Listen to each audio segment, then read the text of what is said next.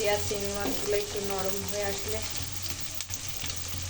এরপর ধুয়ে কুচিয়ে রাখা ভেন্ডিগুলো দিয়ে দেবো, যে সাথে কাঁচা কাঁচা ঝালও আছে, দিয়ে দিলাম।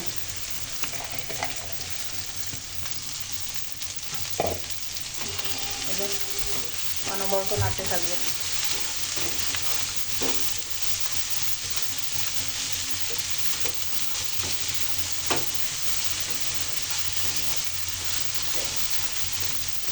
হলুদ ব্যবহার করবো না, আমি সবজিতে বেশিরভাগ সবজিতে হলুদ ব্যবহার করি না।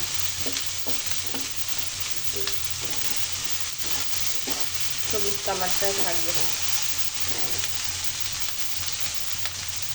সামান্য একটু লবণ আগে দিয়েছিলাম চিংড়ি মাছ আর পেঁয়াজের জন্য, এখন আর একটু ওই যে ভেন্ডির জন্য দিয়ে দিলাম, এই জন্য 2 বারে দিলাম। এখন লবণটা সবজিগুলোর দুটো ভালোভাবে মিশিয়ে নেব।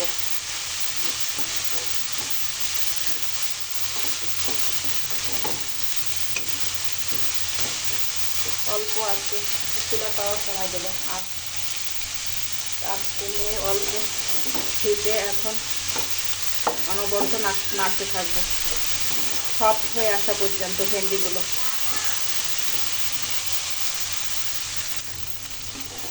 আর আমার প্রিয় আপু ভাইয়ারা যারা আমার ভিডিওগুলো দেখেন, আমার ভিডিওগুলো পছন্দ করেন বা আমাকে পছন্দ করেন, আমার রান্না পছন্দ করেন, তারা আমার প্রতিদিনকার ভিডিও পেতে আমার চ্যানেলটা সাবস্ক্রাইব করে আমার সাথেই থাকবেন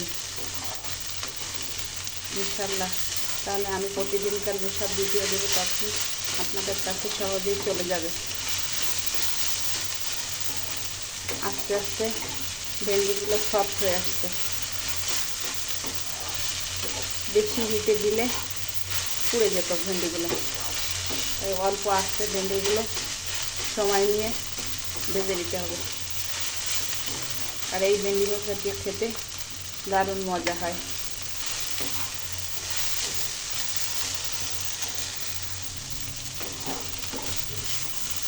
দেখেন ভেন্ডিগুলো সফট হয়ে আসছে, আর পুড়ে যায়নি, একটু পুড়ে যায়নি ভেন্ডিগুলো, আর নরম সফট হয়ে আসছে।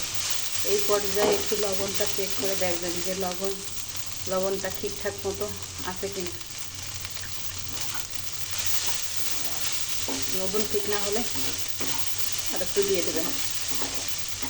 এই তো প্রায় আমার ভেন্ডি ভাজি অলমোস্ট ডান, আলহামদুলিল্লাহ।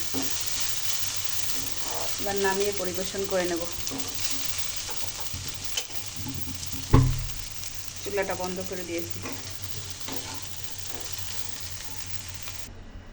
এই তো আলহামদুলিল্লাহ তৈরি হয়ে গেল দারুণ স্বাদের খুবই মজার চিংড়ি দিয়ে ভেন্ডি ভাজি। আর এই ভেন্ডি ভাজিটা খেতে কিন্তু অসাধারণ লাগে। দেখেন ভেন্ডিতে হলুদ ব্যবহার করিনি, ভেন্ডিটার কালার কি সুন্দর গ্রিন কালার আছে, আর খেতেও অনেক মজা লাগে।